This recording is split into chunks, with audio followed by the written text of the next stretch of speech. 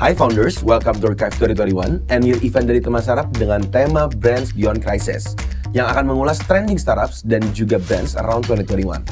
Melalui event ini, kita mau mengapresiasi karya dan juga pencapaian brand Indonesia di tahun ini.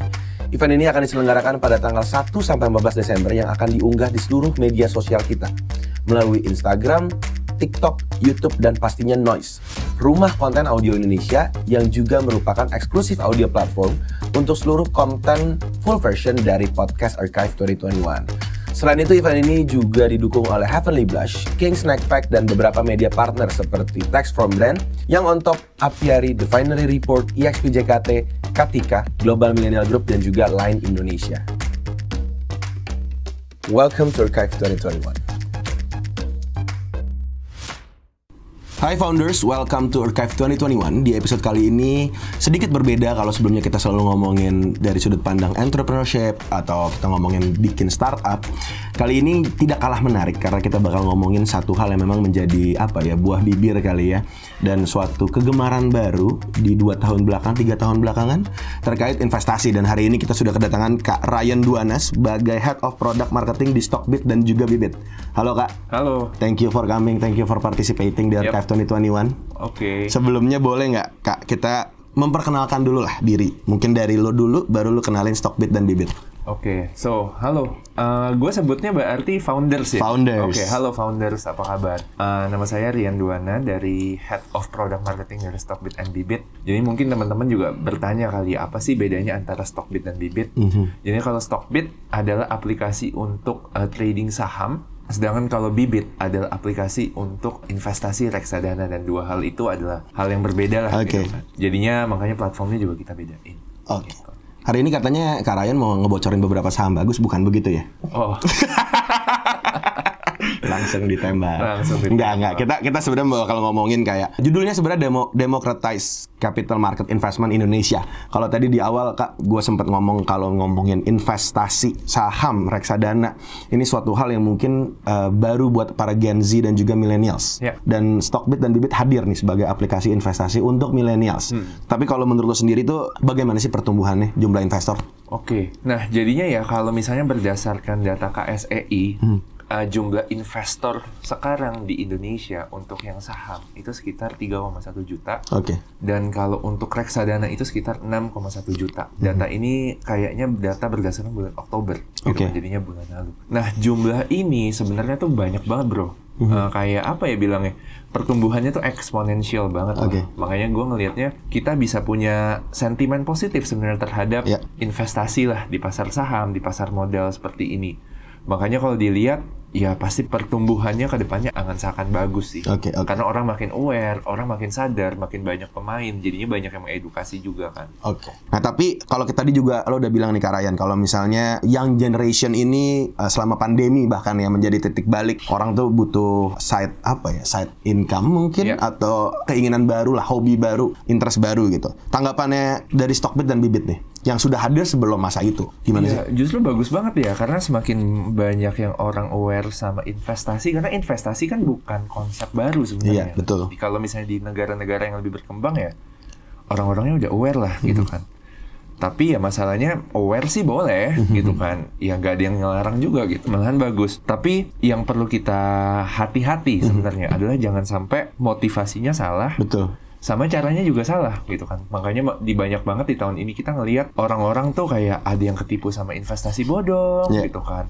Terus misalnya di Bibit sama Stockbit juga kita ngelihat banyak banget nih grup di salah satu platform komunikasi yang kayak pakai nama kita gitu kan. Terus banyak orang juga ketipu gitu. Itu juga kita secara internal lagi in banget sih, lagi gencar banget gitu. Make sure bahwa user kita tuh gak tertipu.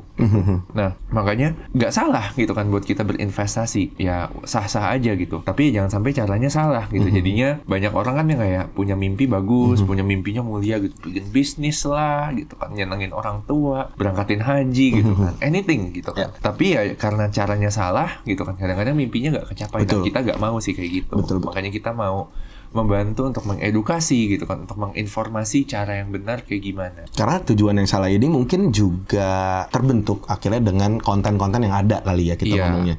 tadi ada oknum-oknum yang mungkin akhirnya mencari keuntungan mensalahgunakan nama Bibit. Tapi sebenarnya mereka mencari keuntungan gitu, misalnya memamerkan hasilnya, kekayaannya untuk membuat orang kayak ya ini loh tujuan investasi bisa kayak gua nih gitu. Yang sebenarnya itu salah. Dan pastinya Stockbit dan Bibit juga punya goals tadi kayak lo juga bilang Kak, kalau tim Bibit dan Stockbit lagi menggencarkan hal ini untuk terus mengedukasi. Tapi bagaimana sih caranya Stockbit dan Bibit ini mengedukasi para kita ngomong yang investor ini untuk bisa yang kayak lo bilang investasi dengan tujuan yang tepat dengan cara yang tepat juga. Nah, jadinya mungkin kalau misalnya boleh klarifikasi sedikit ya, orang kan selalu bilang ya kayak cuan gitu kan ya.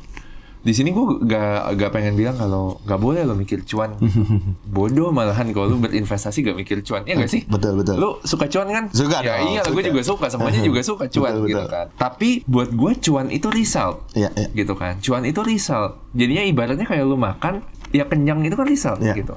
Nah, cuan itu juga result. Dari apa? Dari strategi yang baik. Juga dari disiplin yang baik. Kemudian juga dari metode yang baik gitu menurut gua. Makanya kalau berinvestasi ya kita jangan cuma mikirin cuannya gitu, tapi kita juga mikirin caranya nih. Gitu. Nah, kebanyakan orang kadang-kadang gitu kan, sebagian besar kadang-kadang masih suka terjebak kayak bilangnya, wah gitu kan, gue pengennya cuannya sekarang nih gitu kan.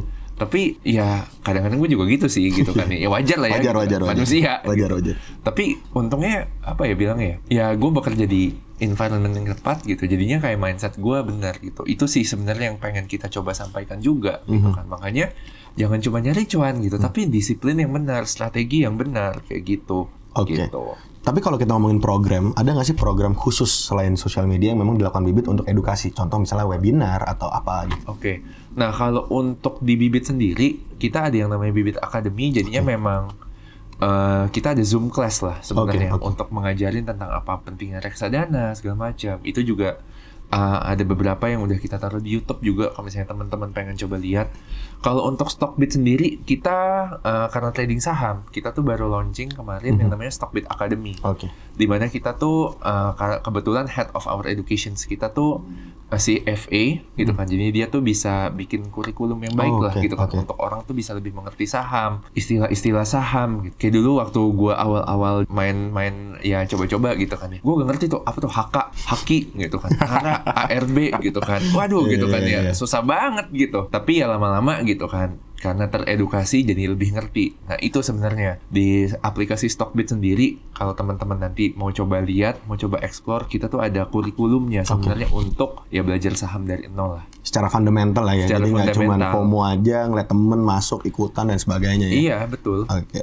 Nah tapi kalau kita ngomongin, tadi lo juga sempat bilang banyak sekali konten Kak. Dan kita tidak bisa memungkiri kalau banyak juga konten yang akhirnya mungkin misleading. Kita nggak bilang salah, kita nggak bilang jelek, kita nggak bilang Stockbit dan Bibit punya konten paling bagus gitu.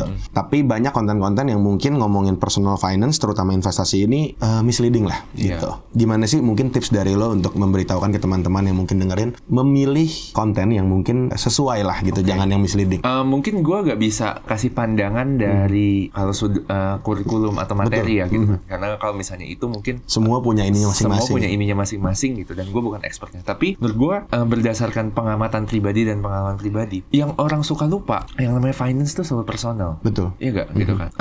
Contohnya ya, misalnya kayak tanggungan lo sama tanggungan gue pasti beda. Income lo sama income gue pasti beda. Tapi hidup kita berbeda, lifestyle-nya segala macam. Jadinya gue selalu ngelihat finance itu tuh bukan one fit for all strategy gitu. Selalu harus di-reflect atau di-mirror ke kehidupannya kita nih gitu kan. Contohnya nih, misalnya kayak ada orang gitu kan, pendapatannya misalnya 5. Nah, dia tuh pengen dapet cuannya misalnya kayak 2 gitu kan. Nah, abis itu kita lihat gitu, oke, kalau misalnya lu mau dapet cuannya 2 nih, berarti lu mesti dari pendapatan lu mesti apa ya, misalnya kayak lu mengalokasikan 3 gitu kan. Lu mengalokasikan 3. Nah, tapi kalau misalnya kayak ada prinsip high risk high return kan. Nah, dia kalau misalnya kayak alokasiin 3 and then in the end hilang gitu. Itu kan dia jadi yang kayak waduh gitu kan. Salah nih tipsnya gitu kan.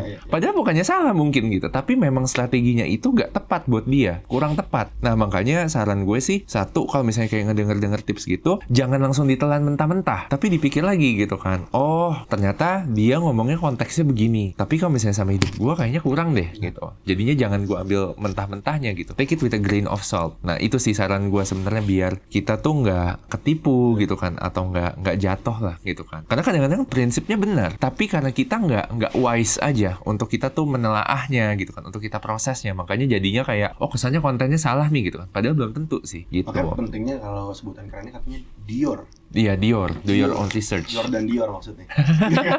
Do your own research. Jadi kayak ya balik lagi kayak yang tadi lo bilang, ada yang mungkin dengan komposisi 5-2 tadi sudah cukup karena mungkin keluarganya memang punya duit. Iya. Tapi ada yang 5-2 tapi sebenarnya dia harus bayar kosan sendiri, nyekolahin adiknya. Dan kita ngomongin lagi, misalnya ngomongin spesifik ke saham gitu. Iya. Ya kan setiap orang beda-beda nih kan interestnya, pengetahuannya, dan nggak mungkin kayak gara-gara disebut ini, ya gue juga ikut. Padahal komposisi portfolionya udah berat sebelah gitu. Iya. Karena dengar lu mau share juga portfolio lu sekarang ya. Oke. Gak ada Pak, gak ada. Oke. Nah, tapi ingat beli saham nggak boleh gitu kan, langsung disensor. Jangan. Nggak boleh. Jangan. Ntar gue diomelin sama OJK. Iya benar, nggak boleh. Jangan, nggak boleh. Oke. Nah, di akhir tahun ini juga beberapa bulan yang lalu, 2 bulan yang lalu ya kalau nggak salah, kita melihat ada suatu aktivasi dari Stockbit. Tadi kita juga sebelum recording udah ada ngobrol dikit. Iya. Yang biasanya memang Bibit nih yang lebih aktif, tiba-tiba Stockbit membeli offline buying ya, offline media buying. Kemarin memasang beberapa digital billboard. Iya. Ngapain, jangan nonton Ikatan Cinta doang, karena sebenarnya kita juga jadi investornya Ikatan Cinta. Terus jangan kerja doang di Unilever, tapi kita juga punya saham Unilever. Tuh gimana sih proses yang memang proses kreatif lah di kantor? Oke. Wow, this is a really interesting questions though. Mau dengerin full versionnya? Dengerin di Noise. Yuk dengerin sekarang.